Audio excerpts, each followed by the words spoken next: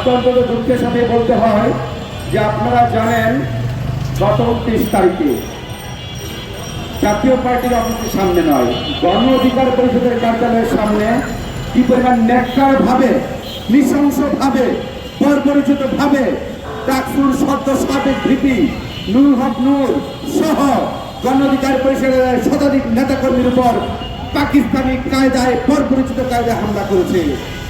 এই হামলার পরবর্তীতে আপনারা দেখেছেন বাংলাদেশের রাজনীতি এক প্রকার নাটকীয়তা শুরু হয়েছে। বন্ধুগণ, আজকে অত্যন্ত দুঃখের সাথে বলতে হয়, চিটাগাং বিশ্ববিদ্যালয় শিক্ষার্থীদের আন্দোলন, সাধারণ আন্দোলনের সাথে যখন এলাকার ছাত্রলীগ, যুবলীগরা অতর্কিত হামলা করে, দেশীয় অস্ত্র শস্ত্র নিয়ে হায়নাদের মতো তাদের উপর ঝাঁপিয়ে পড়ে, তখন আমাদের চিন্তা করতে হয়, আমাদেরকে ভাবতে হয়, এই অর্জিত গণতন্ত্র, অর্জিত স্বাধীনতা আসলে রক্ষিত কোথায়, রক্ষিত কিভাবে?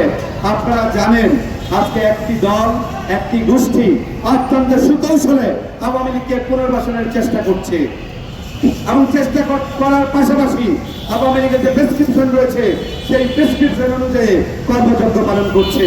আপনারা জানেন যে আওয়ামী লীগের কার্যালয় বর্তমানে কলকাতায় স্থাপিত হয়েছে। আপনারা জানেন সাংবাদিক বন্ধুগণ। সুতরাং আজকে আপনারা জানেন ভারতের প্রেসক্রিপশন অনুযায়ী প্রিভিয়াস টাইমে ফ্যাসিবাদের সম্পূর্ণ সময়টুকু বাংলাদেশে পালিত হয়েছিল। ঠিক একই কায়দায় আবার কিভাবে আওয়ামী লীগকে পুনর্বাসন করা যাবে? আওয়ামী লীগকে পুনর্বাসন করার জন্য একটি দল প্রয়োজন রয়েছে না? কারো উপর দিয়ে তো যেতে হবে। সেই জন্য বাংলাদেশের মধ্যে একমাত্র জাতীয় পার্টির মাধ্যমে আওয়ামী লীগের পুনর্বাসনের কার্যক্রম ভারত কায়েম করেছে বাংলাদেশে। সেই জায়গায় আমরা বলতে চেয়েছি আজকে ডাকসু ভিপি নুরুল হকের উপর হামলা করেছে। আপনার রাষ্ট্রপক্ষ অনেকেই দেখেছেন, অনেকেই খবর নিয়েছেন, কিন্তু অত্যন্ত দুঃখের সাথে বলতে হয় সেনা প্রধান যেই জায়গায় সেনা সদস্যরা তার উপর অতর্কিত হামলা করেছে, সেই জায়গায় সেনা প্রধান এখনো পর্যন্ত একটি সিঙ্গেল বিবৃতি প্রদান করে নাই। সুতরাং আমরা এত উপনীত হতে পারি যে সেনা প্রধানের নির্দেশনা ক্রমে এই ডাকসুর সদ্য সাবেক ভিপি গণ অধিকার পরিষদের নেতৃবৃন্দের উপর অতর্কিত হামলা করেছে, আমরা ধরে নিতেই পারি। এখন আপনাকে প্রমাণ করতে হবে যে সেনা প্রধানের নির্দেশনা ছাড়া তার উপর হামলা করবে কিনা, আপনাকে সেটা পরিষ্কার করতে হবে। কিন্তু অত্যন্ত দুঃখের সাথে বলতে হয় সেনা প্রধান don't think a step against like those soldiers, সেই সোলজারের বিরুদ্ধে এখনো কোনো ব্যবস্থা গ্রহণ করে নাই। আপনারা জানেন সেই খয়েরি রঙের যে লোকটি ছিল, যে বারবার অতর্কিত হামলা করেছিল, পাকিস্তানি হানাদার বাহিনীদের কায়দায় হামলা করেছিল, তার পরিচয় আমরা পেয়েছি বন্ধুগণ।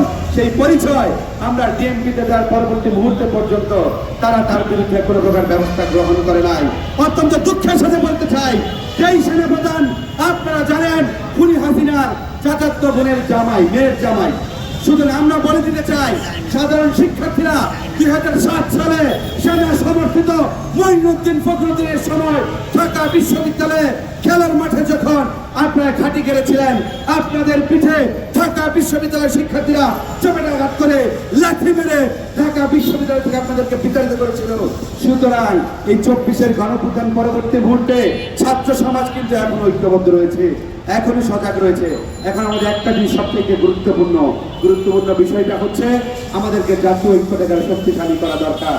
গতকাল একটা বিষয় দুঃখের সাথে বলতে হয়, আপনারা দেখেছেন না ফ্যাসিবাদে আমলে সবচাইতে বেশি রাজপথে সোচ্চার ছিল বিএনপির সাথে গণ অধিকার পরিষদ। অত্যন্ত দুঃখের সাথে বলতে হয় গতকালকে প্রধান উপদেষ্টার সাথে বৈঠকের পরবর্তী মুহূর্তে জাতীয় পার্টিকে নিষিদ্ধের বেলায় বিএনপির কোনো প্রকার মতামত ছিল না, তাদের কোনো প্রকার ছিল। তারা চায় জাতীয় পার্টি যাতে নিষিদ্ধ না হোক এবং তারা চায় জাতীয় পার্টি সংসদের বিরোধী দলের ভূমিকা পালন করুক। আমরা ধিক্কার জানাই যাদের জন্য হামলা, মামলা, জেল, জুলুম, নির্যাতন, নিপীড়নের শিকার হয়েছি, তারা এখন সেই আওয়ামী লীগের প্রেতাত্মাদেরকে আওয়ামী লীগকে পুনর্বাসনের চেষ্টা করছে। আমি জনগণের উদ্দেশ্যে বলতে চাই, আপনারা জানেন এই বাংলাদেশে আপনাদেরকে জনগণ ছুঁড়ে ফেলে দিতে বিন্দুমাত্র সময় লাগবে না। শুধু অতি সত্ত্বের আমরা রাষ্ট্রপক্ষকে বলতে চাই ভিপি নুরুল হকের জন্য আজকে আপনারা আমাদের সবার পার্টির যে উদ্যোগ নিয়েছেন, এই উদ্যোগকে কার্যকর ভূমিকা পালন করতে হলে রাষ্ট্রের গুরুত্বপূর্ণ ভূমিকা পালন করতে হবে। আর অচিরেই দাবি একটাই, বেশি দাবি না, আওয়ামী লীগের পুনর্বাসনের জন্য যে ধরনের হাতিয়ার রয়েছে, সবচেয়ে বড় হাতিয়ার জাতীয় পার্টি বাংলাদেশের মাটি থেকে রাষ্ট্রপক্ষকে সিদ্ধান্ত গ্রহণ করতে হবে। এই জাতীয় পার্টিকে নিবন্ধন বাতিল করে বাংলার বুক থেকে উচ্ছেদ করতে হবে।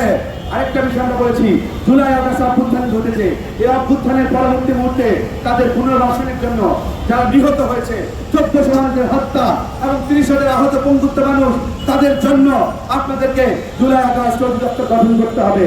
পাশাপাশি রাষ্ট্রপক্ষ কর্তৃক আপনারা জানেন রোমানিয়ার সবচাইতে নিকৃষ্ট শাসক হচ্ছে চাশেস্কু, সেই জায়গায় বাংলাদেশের রাষ্ট্র থেকে রাষ্ট্রপক্ষ থেকে খুনি হাসিনাকে রাষ্ট্রের সবচাইতে জঘন্যতম শাসক হিসেবে ঘোষণা করতে হবে। সুতরাং আমরা বলতে চাই, সময় এসেছে পরিবর্তনের, সময় এসেছে প্রতিবাদ করার। এই পর্যায়ে আমি বিরোধী অনুরোধ জানাবো রাষ্ট্রপক্ষকে বিপিন নূরের উন্নত চিকিৎসা নিশ্চিত করা, রাষ্ট্রীয় নিরাপত্তা নিশ্চিত করা, পাশাপাশি আপামর জনগণের এই যে অর্জিত স্বাধীনতা হচ্ছে সার্বভৌমত্ব রক্ষা, এটা রক্ষার জন্য গণতন্ত্রকে দীর্ঘস্থায়ী করার জন্য জাতীয় পার্টিকে নিষিদ্ধ করার পাশাপাশি আওয়ামী লীগের অঙ্গ সংগঠন যারা যে জায়গায় কর্মরত করছে